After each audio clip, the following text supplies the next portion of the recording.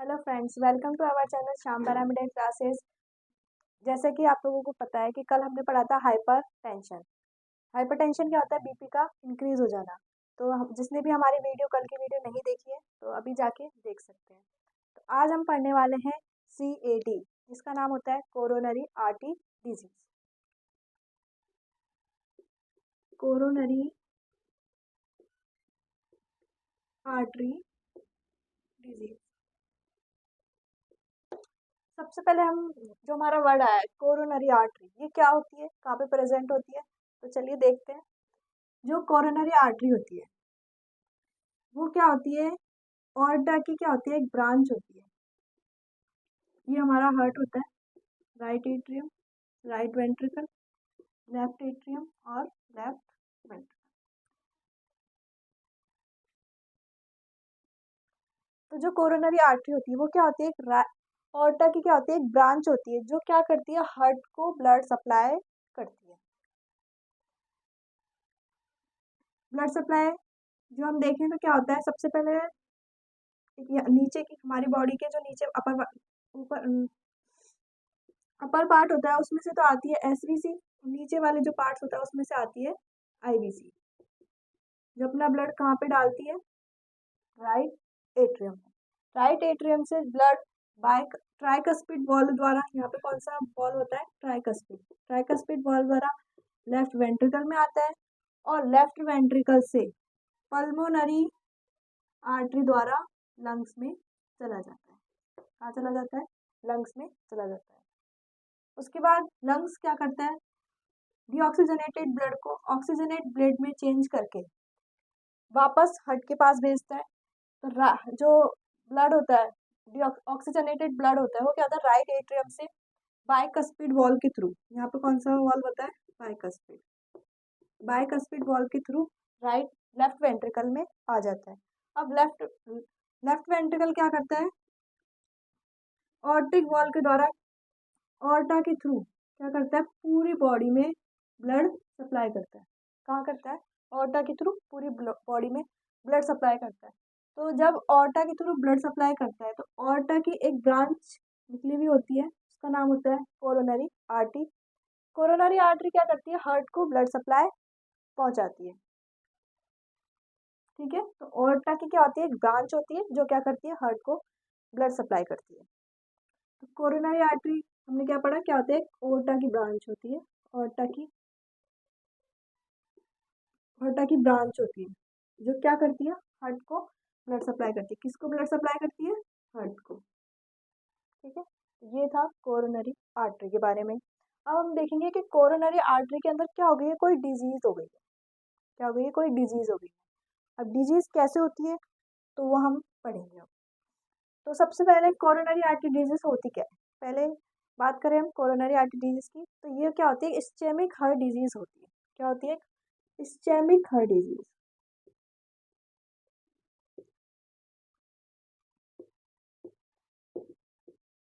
अब हमारा यहाँ पे क्या वर्ड आया है? इस्चेमिक। इस्चेमिक वर्ड का मतलब होता है ऑक्सीजन की कमी होना, यानी किसी भी बॉडी पार्ट या किसी टिश्यू के ऊपर क्या होता है? टिश्यू के ऊपर क्या होता है? ऑक्सीजन की कमी होना क्या कहलाता है? इस्चेमिक या इस्चेमिया जिसे हम बोलते हैं। तो इस्चेमिक हार्ट डिजीज होती है, यानी कि हार्ट को क्या मिलता है? ऑक्सीजन। हार्ट के अंदर क्या हो जाती है? ऑक्सीजन की कमी हो जाना। तो इसे क्या बोलते हैं? कोरोनरी आर्टरी डिजीज कहते हैं, या क्या कह सकते हैं हम? इस्चेमिक हार्ट डिजीज कह सकते हैं। तो इस्चेमिक वर्ड का जो मतलब होता है वो क्या होता है? लेक ऑफ ऑक्सीजन, यानी ऑक्सीजन की कमी। लेक ऑफ ऑक्सीजन यानी ऑक्सीजन की कमी। लेक मतलब कमी हो जाना, यानी हार्ट को क्या होता है? ऑक्सीजन की कमी हो जाती है। तो उस डिजीज में क्या होता है? कोरोनरी आर्टरी डिजीज में क्या होता है? जो ऑक्सीजन की कमी है वो क्या हो जाती है? हार्ट के अंदर ऑक्सीजन की कमी हो जाती है, यानी प्रॉपर ऑक्सीजन हमारे हार्ट को नहीं मिल पाता है। तो ये क्या हो गया? Coronary artery disease. अब ये किस कारण से नहीं मिल पाता है वो हम बात करेंगे। तो कोरोनरी आर्टरी के अंदर क्या हो जाता है? एक ऑब्स्ट्रक्शन हो जाता है, यानी कि एक रुकावट जिसे हम कहते हैं। तो कोरोनरी आर्टरी के अंदर क्या हो जाता है? एक रुकावट आ जाती है। वो भी किसकी वजह से आती है? एरिथ्रोस्क्लेरोसिस की वजह से क्या होती है? एक रुकावट आती है, जिसकी वजह से क्या होता है? और यहाँ पे एक वर्ड आया था एरिथ्रोस्क्लेरोसिस।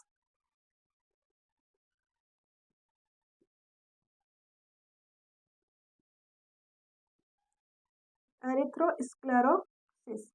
एरिथ्रोस्क्लेरोसिस वर्ड का मतलब क्या होता है? एक्यूमुलेशन ऑफ फैट, यानी कि जो हमारे बॉडी के अंदर क्या होता है, फैट, यानी हम जितनी भी फैट या कोलेस्ट्रॉल होता है वो क्या करता है, आर्टरी के अंदर जाके क्या हो जाता है, जमाव हो जाता है उसका, या क्या होता है, जम जाता है। तो उसे क्या बोलते हैं? एक्यू एरिथ्रोस्क्लेरोसिस, यानी कि क्या होता है, accumulation of fat, accumulation of fat, या हम क्या कह सकते हैं, कोलेस्ट्रॉल। ठीक है, एक्यूमुलेशन यानी क्या होता है, जमाव या जमना। किसके अंदर? आर्टरी की जो वॉल होती है उसके अंदर क्या हो जाता है, ये जाके जम जाता है। जैसे कैसे जमता है? ये हमारी कोई भी आर्टरी होती है तो उसकी वॉल होती है, तो वॉल में क्या होता है, इस तरीके से क्या बन जाता है, एक फैट का क्या हो जाता है, एक्यूमुलेशन हो जाता है। क्या है? आर्टरी है, और एक्यूमुलेशन होने से क्या बन गया, ये एरिथ्रोस्क्लेरोसिस। यहाँ पे क्या जम गया, फैट क्या हो गया, जम गया। तो फैट जमने से क्या होता है, जो हमारी जो आर्टरी है उसके अंदर क्या होता है, प्रॉपर तरीके से क्या होता है, ब्लड फ्लो नहीं कर पाता है। प्रॉपर ब्लड फ्लो नहीं होने के कारण जो हमारा हार्ट होता है उसको क्या होता है, प्रॉपर ऑक्सीजन नहीं मिल पाती है। प्रॉपर ऑक्सीजन नहीं मिलने के कारण जो हमारे हार्ट की मसल्स होती है, हार्ट की मसल्स होती है, वो क्या हो जाते हैं, उनके अंदर ऑक्सीजन की कमी हो जाती है। ऑक्सीजन की कमी से हमारा हार्ट अच्छे से काम नहीं कर पाता है, और वहाँ की जो मायोकार्डियम की जो सेल्स होती हैं वो क्या होती है, डैमेज होने लगती है, या फिर उनकी क्या होने लग जाती है, डेथ होने लग जाती है। उनकी डेथ होने की वजह से क्या होता है, वहाँ पे नेक्रोसिस हो जाता है, और हमारा हार्ट क्या होता है, काम करना बंद कर सकता है। इससे हमारी क्या डेथ भी हो सकती है। तो इसलिए कोरोनरी आर्टरी डिजीज को क्या कर लेना चाहिए, पहले से उसका उसका उसका उपचार कर लेना चाहिए, और उसका क्या कर लेना चाहिए, ट्रीटमेंट कर लेना चाहिए। ये क्योंकि एक जानलेवा बीमारी होती है तो इसकी वजह से हमारी डेथ भी हो सकती है। तो हम बात करते हैं कोरोनरी आर्टरी के बारे में, कोरोनरी आर्टरी डिजीज के बारे में। तो ये था हमारा इसका इंट्रो कि कोरोनरी आर्टरीज होती क्या है और किसकी वजह से होती है। तो किसकी वजह से होती है कोरोनरी आर्टरी डिजीज? एरिथ्रोस्क्लेरोसिस की वजह से, या फिर किसी भी अदर सब्सटेंस जो हमारी बॉडी के अंदर क्या हो जाते हैं, जाके आर्टरी के अंदर जमा हो जाते हैं, उनकी वजह से क्या हो सकता है, कोरोनरी आर्टरी ब्लॉकेज हो सकती है या ऑब्स्ट्रक्शन हो सकता है, जिसकी वजह से क्या होता है, हमारे हार्ट को प्रॉपर ऑक्सीजन नहीं मिल पाती है। तो ये था कोरोनरी आर्टरी डिजीज का इंट्रो। नेक्स्ट हम बात करने वाले हैं कॉजेज, यानी कि ये कौन कौन से वे कारण होते हैं जिसकी वजह से कोरोनरी आर्टरी डिजीज हमारी बॉडी, हमारे हार्ट के अंदर क्या हुई है, कॉज हुई है।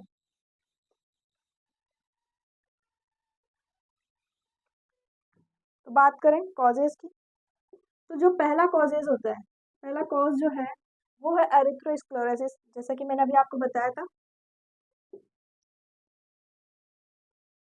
एरिथ्रोस्क्लेरोसिस, यानी इसका मतलब क्या होता है, accumulation of fat, accumulation of fat, यानी कि फैट का जमाव हो जाना। ठीक है, इसका मतलब क्या होता है, एक्यूमुलेशन ऑफ फैट। नेक्स्ट अगर हम कॉज की बात करें तो वो कॉज है coronary vasospasm, coronary vasospasm. Coronary word तो कोरोनरी आर्टरी से है।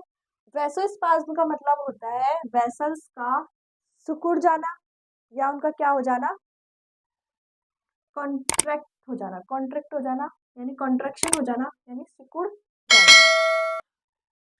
नैरो हो जाना, जैसे कि हमने बात किया था, नैरो हो जाता है स्टेनोसिस में।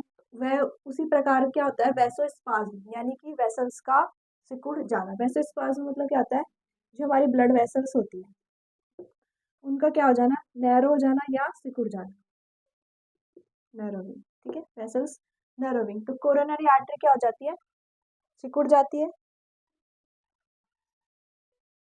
तो उसकी वजह से भी क्या होता है, कोरोनरी आर्टरी अगर पहले क्या होता है, पहले इतनी बड़ी आर्टरी थी, अब ये अच्छे से ब्लड को क्या कर रही थी, प्रॉपर सप्लाई कर रही थी हार्ट को, पर अब आर्टरी का क्या हो गया है, स्पेस कम हो गया है, यानी क्या हो गया, वैसे स्पाज्म हो गया आर्टरी के अंदर, तो वो क्या है, थोड़ा सिकुड़ गई है, तो क्या होगा, अब कम ब्लड फ्लो कम हो जाएगा। ब्लड फ्लो कम होने से क्या होता है, हार्ट को प्रॉपर ऑक्सीजन नहीं मिल पाती और क्या हो सकता है, हमें कोरोनरी आर्टरी डिजीज कॉज हो सकती है। तो कोरोनरी वैसोस्पाज्म भी एक कॉज है।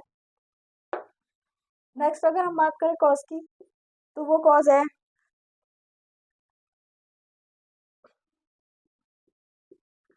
Coronary arthritis.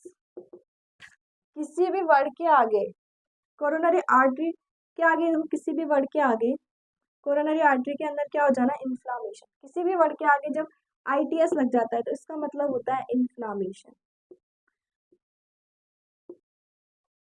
क्या होता है, इन्फ्लामेशन। इन्फ्लामेशन क्या होता है, किसी भी जो टिश्यू या ऑर्गन होता है उसके ऊपर क्या हो जाना, स्वेलिंग, रेडनेस, क्या होता है, कोई भी इन्फेक्शन हो जाना, उसे क्या बोलते हैं, इन्फ्लामेशन होता है। तो कोरोनरी आर्टरी के अंदर क्या हो जाएगा, इन्फेक्शन या इन्फ्लामेशन हो जाता है, जिसकी वजह से भी क्या होता है, जो कोरोनरी आर्टरी है वो क्या हो जाती है, ब्लॉकेज हो जाती है और क्या होता है, हमारे हार्ट को प्रॉपर ब्लड सप्लाई नहीं हो पाता है। तो इसलिए क्या होता है, कोरोनरी आर्थराइटिस भी क्या हो सकता है, ये एक कॉज हो सकता है जिसकी वजह से हमारे बॉडी या हमारे हार्ट के अंदर कोरोनरी आर्टरी डिजीज कॉज होती है। तो इन्फ्लामेशन ऑफ, ठीक है, आर्थराइटिस कोरोनरी आर्टरी के अंदर क्या हो जाता है, इन्फ्लामेशन हो जाता है, इन्फ्लामेशन इन कोरोनरी आर्टरी।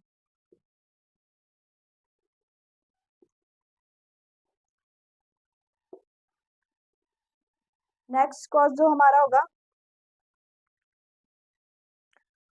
High BP. कल हम भी हमने बात की थी हाइपर टेंशन के बारे में। तो हाइपर टेंशन क्या था, बीपी का बढ़ जाना या बीपी का हाई हो जाना। तो हाइपर टेंशन भी क्या कॉज कर सकता है,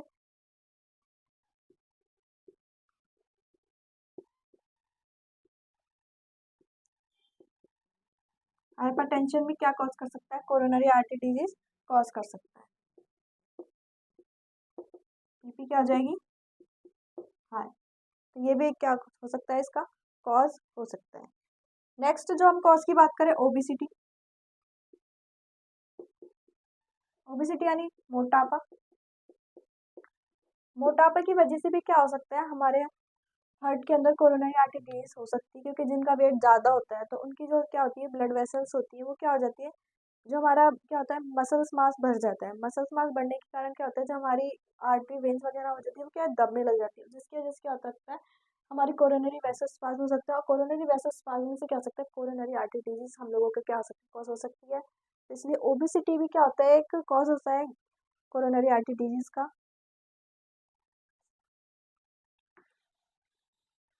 नेक्स्ट कॉज बात करें, तो नेक्स्ट कॉज होता है स्मोकिंग, यानी सिगरेट, बीड़ी, धूम्रपान करने की वजह से भी क्या हो सकता है, हमें कोरोनरी आर्टरी डिजीज कॉज हो सकती है। उसके अलावा स्ट्रेस, स्ट्रेस का मतलब होता है तनाव, यानी कोई भी हम लोग क्या करते हैं, टेंशन लेते हैं, स्ट्रेस लेते हैं, तो उसकी वजह से भी क्या होता है, हमारे कोरोनरी आर्टरी क्या हो सकती है, डैमेज हो सकती है या ऑब्स्ट्रक्शन हो सकता है। ये भी क्या होता है, इसका एक कॉज हो सकता है। तो ये थे हमारे कोरोनरी आर्टरी डिजीज के कॉज, एरिथ्रोस्क्लेरोसिस, कोरोनरी वेसोस्पाज्म और कोरोनरी अर्थराइटिस। उसके अलावा ओबेसिटी, स्मोकिंग और स्ट्रेस। तो इन सभी कॉजेज की वजह से क्या होता है, हमारी बॉडी के अंदर, हमारे हार्ट के अंदर क्या हो सकता है, कोरोनरी आर्टरी डिजीज कॉज हो सकती है। तो नेक्स्ट अब हम बात करने वाले हैं सिम्टम्स की, यानी जब हमारी बॉडी के अंदर कोरोनरी आर्टरी डिजीज कॉज हुई है तो हम लोगों को क्या क्या सिम्टम्स शो होंगे, जिससे हम लोगों को पता चलेगा कि हाँ, हमारी बॉडी में कोई या हमारे हार्ट के अंदर क्या हुआ है, कोई प्रॉब्लम है या कोई डिजीज कॉज हुई है। तो सिम्टम्स की बात करें तो ये क्या होती है, एक हार्ट की डिजीज है। तो सबसे पहला सिम्टम्स हम लोगों को यही शो होगा कि हमारे चेस्ट पेन होगा। तो पहला जो सिम्टम होगा वो होगा चेस्ट पेन, यानी सीने में दर्द होना। नेक्स्ट हम सिम्टम्स की बात करें, शॉर्टनेस ऑफ ब्रीथ।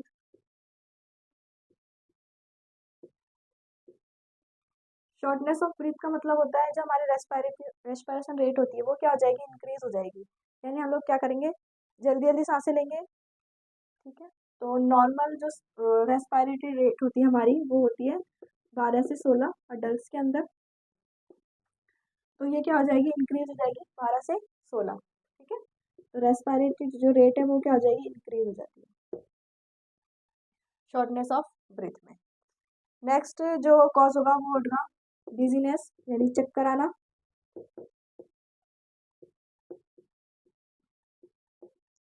उसके अलावा फटीग, थकान। ठीक है, इसके अलावा हमको देखने को मिल सकता है कि नया जो नया सिम्टम है वो होगा नोजिया। नोजिया का मतलब होता है उबाकी आना। जब कभी हम लोगों को वॉमिटिंग यानी कि जो उल्टी आती है उससे पहले क्या होता है, ऐसे जी मचलाता रहता है, ऐसे मन करता है खराब सा, तो उसे क्या बोलते हैं, उबाकी आना, या जिसे हम क्या कहते हैं, नोजिया।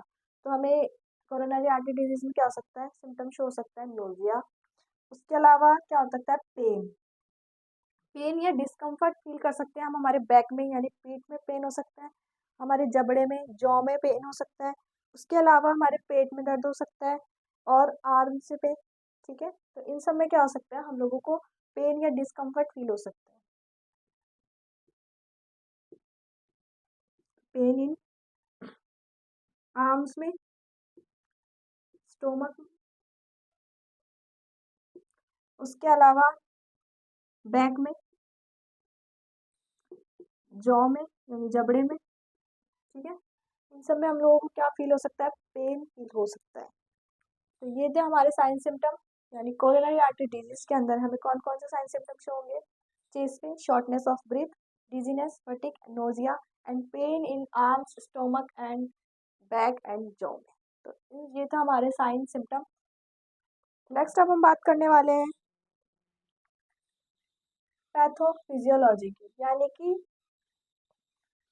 कोरोनरी आर्टरी जो डिजीज है वो किस तरीके से हमारी बॉडी, हमारे हार्ट के अंदर, यानी जो हमारी कोरोनरी आर्टरी है उसके अंदर किस तरीके से क्या हुई है, कॉज हुई है, उसके क्या पढ़ने वाले हैं हम, पैथोफिजियोलॉजी, यानी कि जो किस तरीके से हमारे हार्ट के अंदर या कोरोनरी आर्टरी के अंदर ये डिजीज कॉज हुई है, तो इसकी पैथोफिजियोलॉजी देखते हैं।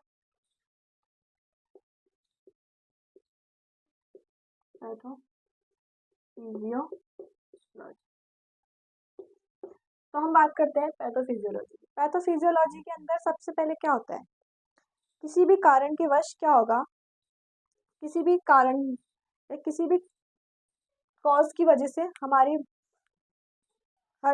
कोरोनरी आर्टरी के अंदर क्या होगा, फैट का डिपोजिशन होगा, फैट का जमाव स्टार्ट होगा। तो क्या लिखेंगे हम सबसे पहले, ड्यू टू एनी कॉजेज, यानी किसी भी कारणवश, जो क्या हो सकता है, फैटी डाइट, यानी हम लोग क्या कर रहे हैं, ज़्यादा तेल युक्त खाना खा रहे हैं, फैट जिसके अंदर होता है, लिपिड जिसे हम बोल सकते हैं, ज़्यादा तला हुआ खाना खा रहे हैं।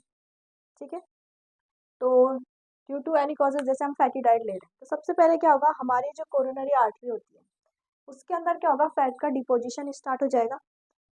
तो हम लोग लिख सकते हैं किसी भी कारणवश क्या होगा, लिपिड या कोलेस्ट्रॉल,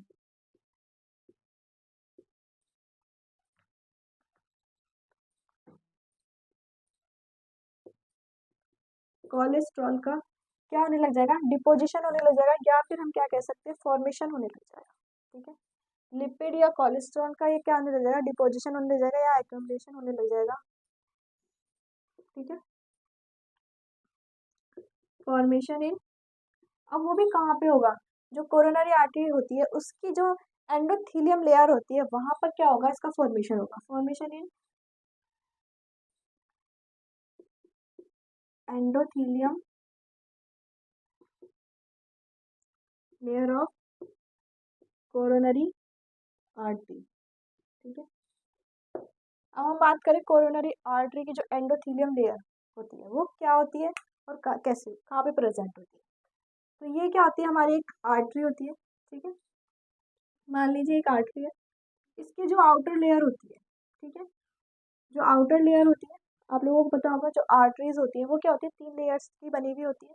जो आउटर लेयर होती है उसका नाम होता है ट्यूनिका एडवेंटिशिया, ट्यूनिका एडवेंटिशिया। ठीक है, ये क्या होती है, आउटर मोस्ट लेयर होती है।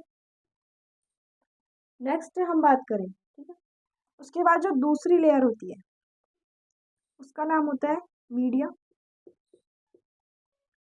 जो क्या होती है मिडिल लेयर होती है, ठीक है। जो उसके बाद क्या होता है एक लास्ट जो इनर मोस्ट लेयर होती है, इनर मोस्ट लेयर होती है उसका नाम होता है इंटीमा, ठीक है। तो तीन इसकी कोरोनरी आर्टरी की जो तीन लेयर्स होती है, पहली होती है ट्यूनिका एडवेंटिशिया जो आउटर लेयर होती है, मिडिल वाली जो होती है उसका नाम होता है मीडिया, और जो इनर मोस्ट लेयर होती है उसका नाम होता है इंटीमा। ये कौन सी होती है? इनर लेयर होती है। जो इनर लेयर होती है वो टू पार्ट्स की में डिवाइडेड होती है, यानी कि जो टू पार्ट्स में होती है, ठीक है। जो अंदर वाली होती है इनर मोस्ट, यानी जो इंटीमा की भी अंदर वाली जो इंटीमा लेयर होती है उसके अंदर दो पार्ट्स होते हैं, एक तो उसकी आउटर होगी और उसकी एक इनर होगी। जो इनर वाली लेयर होती है वो क्या होती है? एंडोथीलियम, ठीक है। वो क्या कौन सी लेयर होती है? एंडोथीलियम। तो क्या होता है लिपिड या कोलेस्ट्रॉल का जो फॉर्मेशन होता है वो कहाँ पे होता है? एंडोथीलियम लेयर पे होता है, ठीक है। एंडोथीलियम लेयर क्या होती है? पतली पतली लेयर होती है, ठीक है। और जो दूसरी जो एंटीमा की जो एक तो होती है इनर, ये तो कौन सी होती है? इनर मोस्ट होती है, इनर मोस्ट लेयर होती है ये, ठीक है।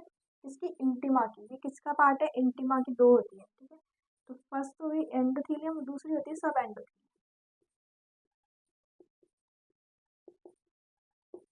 तो वहां पे क्या होता है?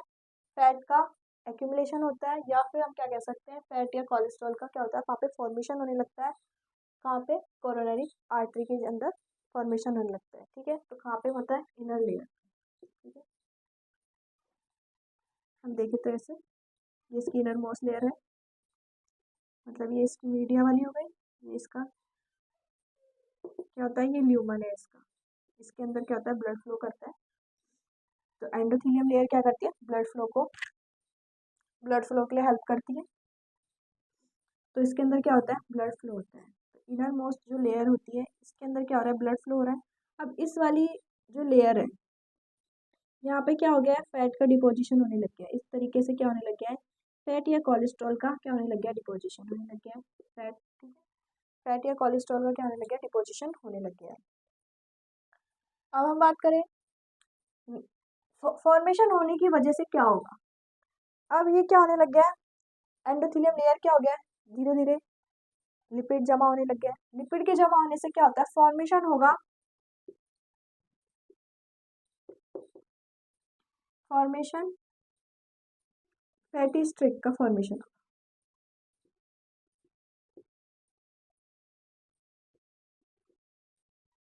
अब बात करें फैटी स्ट्रिक क्या होता है, ठीक है। लिपिड और कोलेस्ट्रॉल की लेयर यहाँ पे जम गई है, तो एक पतली लेयर जम जाती है। उसके बाद क्या होता है? हमारी यहाँ से क्या हो रहा है? ब्लड फ्लो हो रहा है। ब्लड के अंदर कौन क्या क्या होते हैं? आरबीसी, डब्ल्यूबीसी, प्लेटलेट्स प्रेजेंट होती है। तो ये क्या करता है? जो फैट यहाँ पे जमा हुआ है तो उसके साथ क्या हो जाते हैं? RBC, WBC. अब यहाँ पे क्या होगा? डब्ल्यूबीसी भी इसके साथ क्या हो जाएगी? डब्ल्यूबीसी भी जाके क्या हो जाएगी? इससे अटैच हो जाएगी, ठीक है। तो डब्ल्यूबीसी प्लेटलेट्स क्या हो जाती है? फैट से जाके क्या हो जाती है? अटैच हो जाती है। तो फैट से अटैच हो जाने को क्या बोलते हैं? फैटी स्टिक, यानी फैटी स्टिक का क्या हो जाएगा? फॉर्मेशन हो जाएगा, ठीक है। लिपिड क्या होता है? चिकना पदार्थ होता है। तो चिकने होने की वजह से क्या होता है? जो डब्ल्यूबीसी होती है और क्या होती है प्लेटलेट्स होती है वो क्या करती है? इस फैट से जाके चिपक जाती है, जिसकी वजह से क्या होता है? फैटी स्ट्रिक का फॉर्मेशन होता है। अब फैटी स्ट्रिक का फॉर्मेशन होने से क्या होगा? फैटी स्ट्रिक क्या होगा? फैलेगा, क्या होगा? इसका पॉलीफ्लेक्शन होगा, ठीक है। पॉलीफ्लेक्शन होगा, इसका मतलब होता है प्रसार होगा, यानी क्या करेगा? ये बढ़ेगा, धीरे धीरे क्या होगा? बढ़ेगा। तो पॉलीफ्लेक्शन होने के बाद ही, प्रसार होने के बाद ये क्या बनाता है? एक फाइब्रस प्लेक्यू का फॉर्मेशन करता है, ठीक है।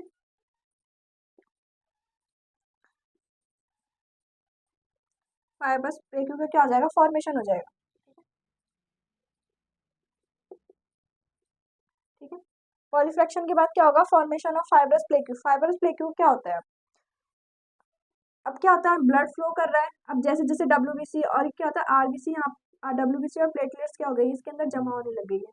अब क्या होगा, जैसे ब्लड फ्लो कर रहा है तो ब्लड फ्लो की वजह से क्या होता है, इसके ऊपर वाली लेयर क्या होती है, टूट जाती है। ठीक है, ब्लड फ्लो की वजह से क्या होती है, टूट जाती है। तो उसके बाद क्या होता है, जो हमारे ब्लड के अंदर जितने भी कोलेस्ट्रॉल फैक्टर यानी रक्त का जो थक्का जमाने वाले वो होते हैं, तो उनको क्या लगता है यहाँ पे क्या हो गया है, कोई घाव हो गया है। तो उसकी वजह से क्या करते हैं, वो यहाँ पे एक रक्त का थक्का जमा देते हैं, रक्त का थक्का जमा देते हैं, जिसकी वजह से क्या होता है, आर्टरी और ज़्यादा क्या हो जाती है, स्पाज्म हो जाती है, यानी और ज़्यादा सिकुड़ जाती है, नैरो नैरो हो जाती है, जिसकी वजह से क्या होता है, फाइब्रस प्लेक्यू, तो वो क्या हो गया, फाइब्रस प्लेक्यू बन जाता है। ठीक है, रक्त का थक्का जम जाता है इसके ऊपर, तो ये क्या बन जाता है, फाइब्रस प्लेक्यू का निर्माण हो जाता है। ठीक है, तो उसकी वजह से क्या होता है, हमारी जो आर्टरी होती है वो और ज़्यादा क्या हो जाती है, स्पाज्म हो जाती है या फिर नैरो हो जाती है।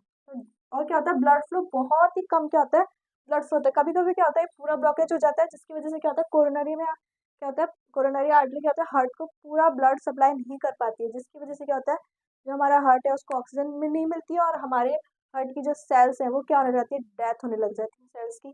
तो फाइब्रस प्लेक्यू का निर्माण की फॉर्मेशन होने की वजह से क्या हो जाएगा, हमारी कोरोनरी आर्टरी क्या हो जाएगी, ब्लॉकेज हो जाएगी, कोरोनरी क्या हो जाएगा, ऑब्स्ट्रक्शन आ जाएगा। तो कोरोनरी ऑब्स्ट्रक्शन की वजह से क्या हो जाएगा, कोरोनरी आर्टरी डिजीज यानी सीएडी क्या हो जाएगी, कॉज हो जाएगी। तो इस तरीके से क्या होता है, हमारी हार्ट के अंदर या कोरोनरी आर्टरी के अंदर क्या होता है, डिजीज कॉज होती है, सीएडी। एक बार हम वापस देखते हैं, यानी किसी भी कॉज की वजह से, किसी भी कॉज, जैसे हम फैटी डाइट लेते हैं, यानी हम ज़्यादा मात्रा में तेल वगैरह खाते हैं, तो उसकी वजह से क्या होता है, हमारी जो आर्टरी होती है उसके अंदर लिपिड या कोलेस्ट्रॉल का क्या होने लग जाता है, एक्यूमुलेशन होने लग जाता है। कहाँ पे होने लग जाता है, एंडोथेलियम लेयर पे, कोरोनरी आर्टरी की जो एंडोथेलियम लेयर होती है वहाँ पे क्या होने लग जाता है, इनका एक्यूमुलेशन होने लग जाता है। ठीक है, फॉर्मेशन की जगह एक्यूमुलेशन कर लेते हैं, क्या होने लग जाता है, एक्यूमुलेशन, क्या होने लग जाता है, जमाव होने लग जाता है। कहाँ पे, जो हमारी कोरोनरी आर्टरी होती है उसकी एंडोथेलियम लेयर पे क्या होने लग जाता है, वो है जमने लग जाता है। ठीक है, कोरोनरी आर्टरी पे जैसे ही जमने लगेगा तो वो क्या करेगा, फॉर्मेशन करेगा फैटी स्ट्रिक का। अब फैटी स्ट्रिक क्या होती है,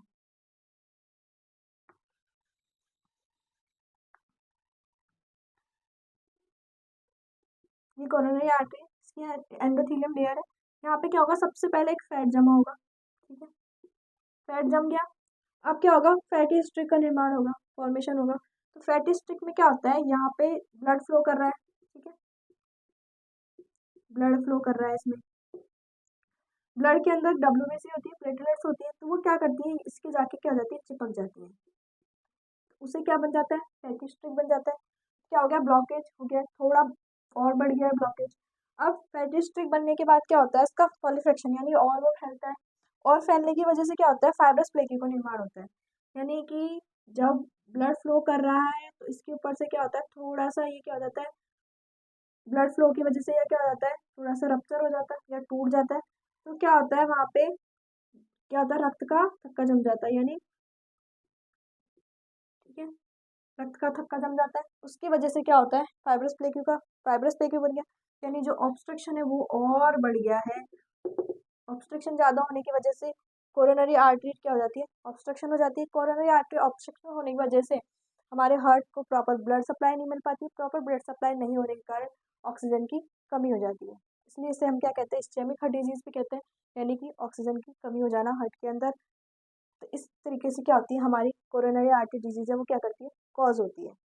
नेक्स्ट अब हम बात करें, ये तो हमारी थी पैथोफिजियोलॉजी, यानी किस प्रकार हम लोगों के जो डिजीज है वो कॉज हुई है।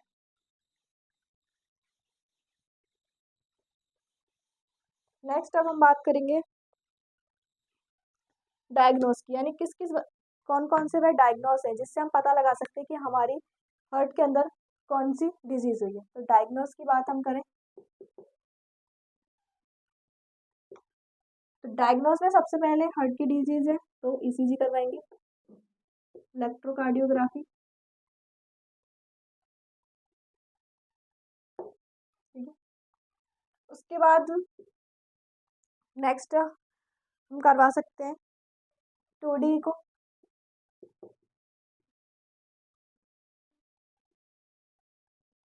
ठीक है, टूडी को करवा सकते हैं, कार्डियक कैथराइजेशन करवा सकते हैं।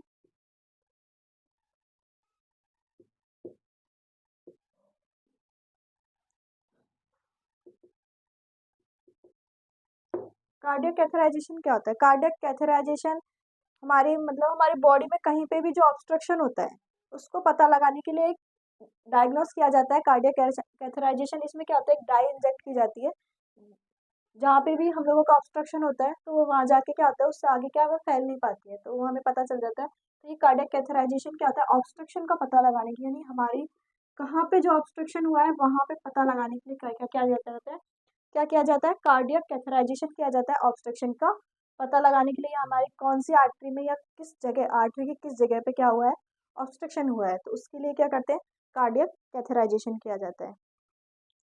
उसके अलावा हम क्या करवा सकते हैं, ब्लड टेस्ट करवा सकते हैं, जिससे हमें पता चलेगा कि हमारी बॉडी के अंदर क्या होता है, हमारी बॉडी के अंदर कोलेस्ट्रॉल का लेवल तो नहीं बढ़ा है, ठीक है, तो इसलिए क्या करवा सकते हैं, ब्लड टेस्ट भी करवा सकते हैं। अब हम बात करते हैं ईसीजी चेंजेस, क्योंकि हमने डायग्नोज में ईसीजी करवाया है, तो ईसीजी चेंजेस यानी कोरोनरी आर्टरी डिजीज में हमें कौन कौन सी ईसीजी के अंदर कौन कौन से चेंजेस देखने को मिलेंगे। तो ईसीजी चेंजेस, सबसे पहले जो ईसीजी चेंजेस हम लोगों को देखने को मिलेगा वो होगा क्यू वेव, क्या होगी, एबनॉर्मल होगी या पैथोलॉजिकल क्यू वेव हम बोल सकते हैं, एबनॉर्मल होगी या क्या होगी, पैथोलॉजिकल क्यू वेव होगी।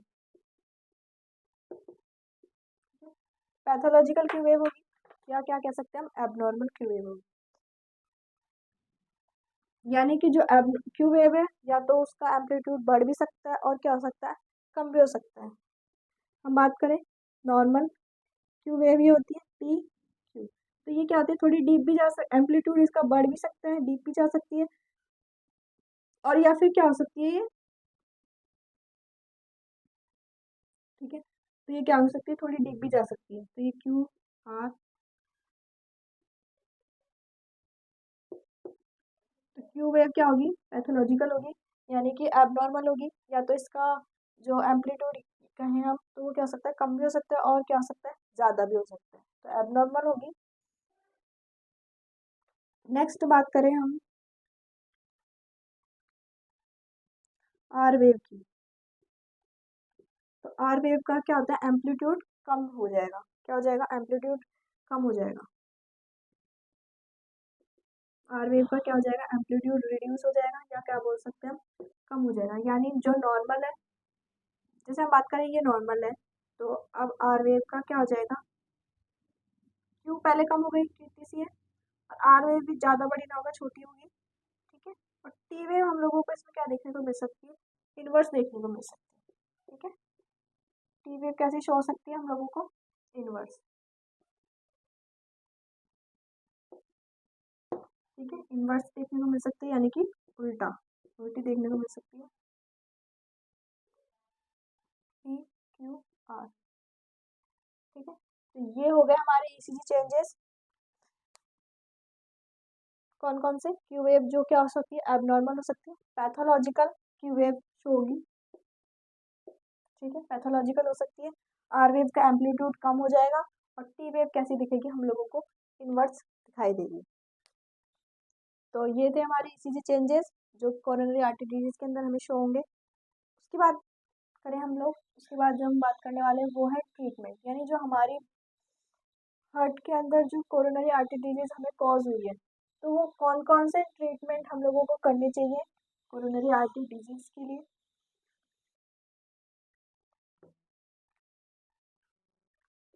बात करें ट्रीटमेंट की, तो ट्रीटमेंट में सबसे पहले क्या होता है, हम लोगों को स्मोकिंग जो होता है वो क्या होना चाहिए, छोड़ना चाहिए, क्योंकि स्मोकिंग क्या होता है, कॉज था, मैंने आपको बताया था कि बीड़ी सिगरेट वगैरह पीने से भी क्या हो सकता है, हमें सीएडी हो सकती है। तो सबसे पहले हमें क्या करना चाहिए, क्वाइट स्मोकिंग, यानी कि स्मोकिंग करना छोड़ना चाहिए, ठीक है। नेक्स्ट, हेल्दी डाइट लेनी चाहिए, कल भी बताया था, क्या करनी चाहिए, हेल्दी डाइट, हेल्दी डाइट लेनी चाहिए, यानी लो फाइबर युक्त डाइट लेनी चाहिए, और तेल जो फैट वाली जो चीज़ें होती है उनका क्या करना चाहिए, उनको अवॉइड करना चाहिए। तो कैसी डाइट लेनी चाहिए, लो फाइबर, तो फाइबर्स वाली लेनी चाहिए, ठीक है, लो फाइबर वाली। नेक्स्ट हम बात करें स्ट्रेस रिडक्शन, यानी कि स्ट्रेस भी एक कॉज था जिसकी वजह से क्या हो रही थी, कोरोनरी आर्टरी डिजीज हो रही थी। तो वो भी क्या करना चाहिए, हमें कम करना चाहिए, टेंशन कम लेनी चाहिए। ठीक है, स्ट्रेस को कम करना चाहिए, रिडक्शन मतलब कम करना, ठीक है, तनाव कम। उसके अलावा ये तो थे हम लोगों को क्या क्या कर सकते हैं, हम खुद कर सकते हैं। उसके अलावा जो डॉक्टर है हमें कौन कौन सी मेडिकेशन हम यूज़ कर सकते हैं। मेडिकेशन की बात करें, बीटा ब्लॉकर, कल भी मैंने बताया था बीटा ब्लॉकर क्या करता है,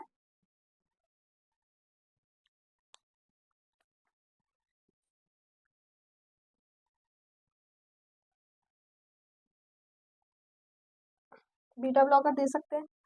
उसके बाद हम क्या दे सकते हैं, वैसोडायलेटर।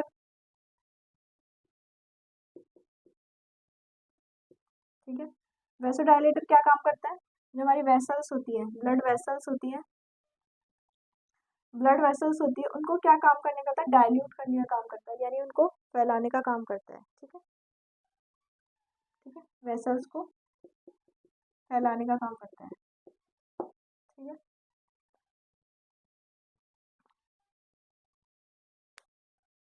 ये बताया था ना, बीटा ब्लॉकर कॉन्ट्रैक्शन को क्या करता है, कम करता है। उसके अलावा हम लोग एंटी कोगुलेटेंट देंगे, यानी कि जो क्या करते हैं, रक्त का जो थक्का होता है उसको जमने से रोकते हैं,